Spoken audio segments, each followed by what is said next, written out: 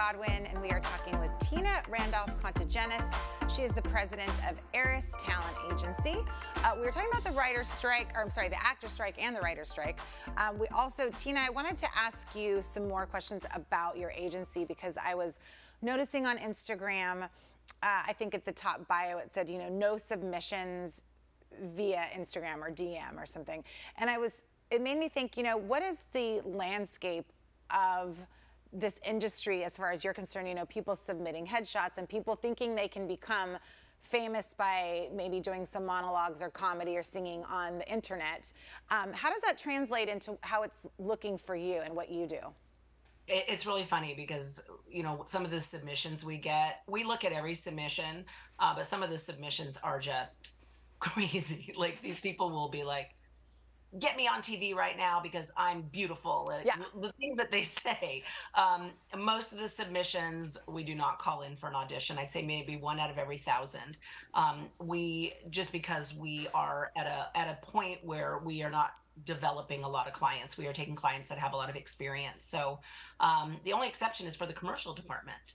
So the commercial department always is looking for families, and families are booking a lot of the commercials still. Really? Yeah. So they want actual mother, daughter, husband trio, let's say, or whatever it is. Everything. Oh, wow. Yeah. We have, just this week, we have like major brands and sporting companies that have families that are working.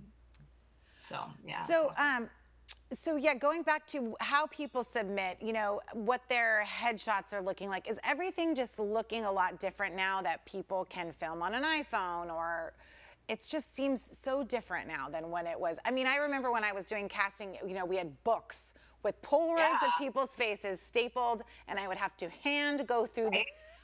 And we deliver them, get them delivered by courier, right? Exactly, courier. And I would call everyone with their call time change, hours, you know, and now it's like, send an email and it's done. So, you know, what is it, how has it streamlined the process, and, or, you know, what are some of the downfalls and some of the ways it's good for you? Yeah, well, there is a lot more junk to sift through, a lot more. So, you know, that's hard. But in terms of streamline, like, you know, I can work from my home office. We go into the office every week with our team, but we don't have to. We do it because we want to just be around with each other, and we don't get any work done, it feels like, on those days. Totally. Yeah. Yeah, I mean, I work from home a lot of the time, and sometimes I come in the studio, but then I do feel like I talk too much when I'm here to people and I can't focus.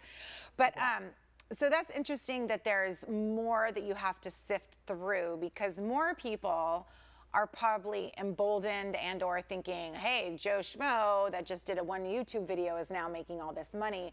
Are you also finding, speaking of that, that people think, I should be making this much money right now and I should go to stardom? And like you were saying, I'm good looking, so I should be famous. You know, the mentality is shifted a little bit. I have clients that are like that for sure, especially the ones that are doing really well in social media, and they're on as influencers, not as actors. And if they act, then that's a different category for them. But I have some that are like, oh, you know, I've got 10 million followers. Why am I not booking CSI? Because you're not an actor and you're not good at acting. You're good at talking, and you may be able to book a different type of job, but you know, people don't generally understand on that side how it doesn't translate. The producers, the casting directors don't put as much weight as you would think on how many followers people have. Oh, that's really interesting, actually. Yeah. That's one of my questions. Because I look at that even with my kids and doing the dance world, and then getting into college. I think, is that something I need to be worrying about, their followers? I don't think it translates. I think, if I'm not mistaken, it does come down to talent. If you're an influencer, that's a different thing. But if you are a creative type, it's going to be your talent versus how many followers you have.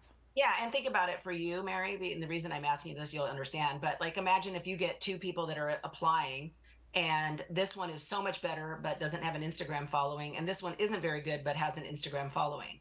Like, you're going to choose the one that's better. Right. Well, most of the casting directors, the producers, and the people that are making that decision at the studio level, the network level, are our age.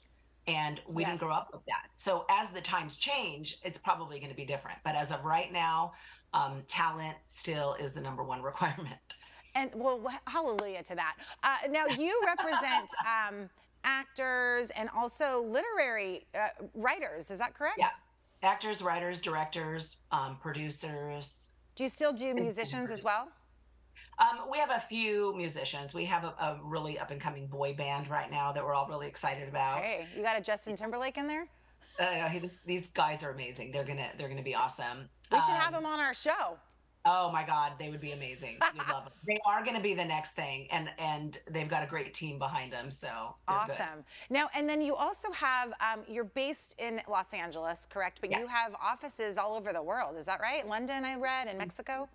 Yeah, we have an office in New York, wow. And that was our second one. We have a footprint in Atlanta. We were going to open our office, but the pandemic hit literally like right when we were going to open it. I did hear that Atlanta is booming with, you know, prior to the strike, booming with filming.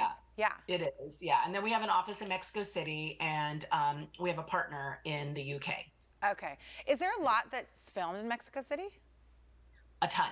Wow. Okay. And they're filming U.S. McDonald's commercials in Mexico. Really interesting. Yeah. Yeah. Interesting. Yeah. Lots of commercials, not just McDonald's, like all these brands. Okay, awesome. And a lot of movies, a lot of TV shows, both U.S., but most of them are cast out of here and go down there. So the ones that our Mexico team does are the ones that are like the novellas, or some of the specific shows that are shooting down there with Mexican production and things like that. Yes. Well, I remember when that happened with a lot of our crew that we worked with at Stu Siegel Productions went down to Baja. And there was a bunch. Tremors was filmed down there. My ex-husband was down there. I don't know. So a lot, and I mean, a lot of that reason is the cheaper costs, correct?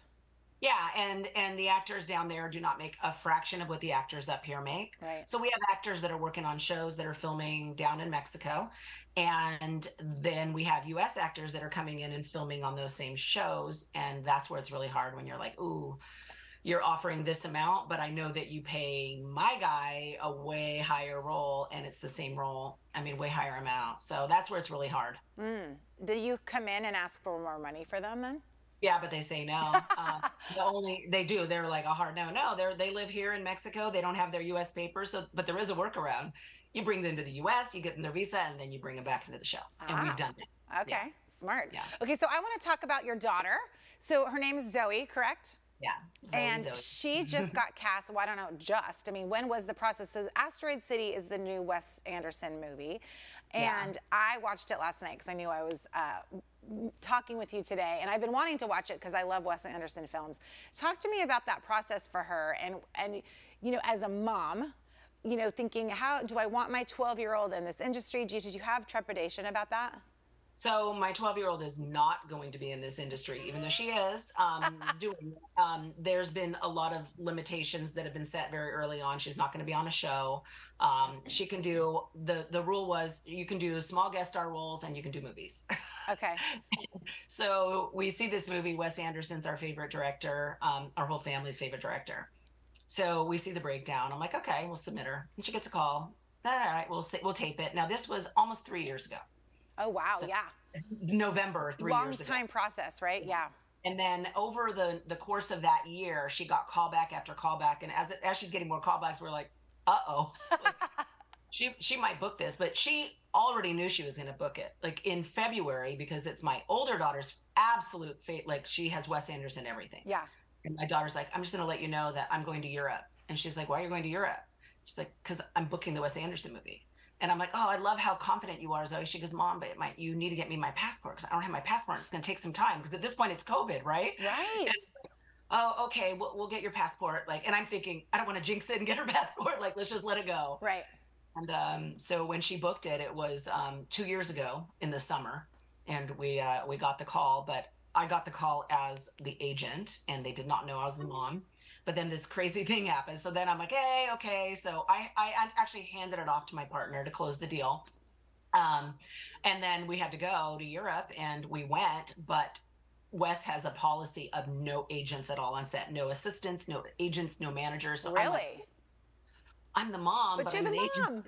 So I was like, I'm just going to be her mom. Yeah. So I didn't say anything to anybody, but mind you, we're for a month and 1 week quarantined with 10 all the kids that are in the movie, right? Wow. So we're getting to know these people really well. And everyone's asking me what I do, and I'm in like, oh, I'm into the industry. Like, what can I say that isn't lying but isn't saying it? Right. And like week 3, someone's like, "You came up as a Facebook suggestion," and I'm like, "Oh dear." Well, it was a very fun film. We're running out of time because I could probably have a whole nother segment with you about the movie, because it was just, as somebody in the industry, it was like this weird line between film and TV and I don't know, and theater. I loved it. But Tina, thank you so much for spending so much time with us today. It was a pleasure chatting with you, and congratulations to you on all your success. And we're going to be thinking good thoughts for the actors. And we'll talk. Will you come back and talk to us again? Anytime. Okay, thank you, Tina. You're watching America Trends, and we'll be right back right after this quick break.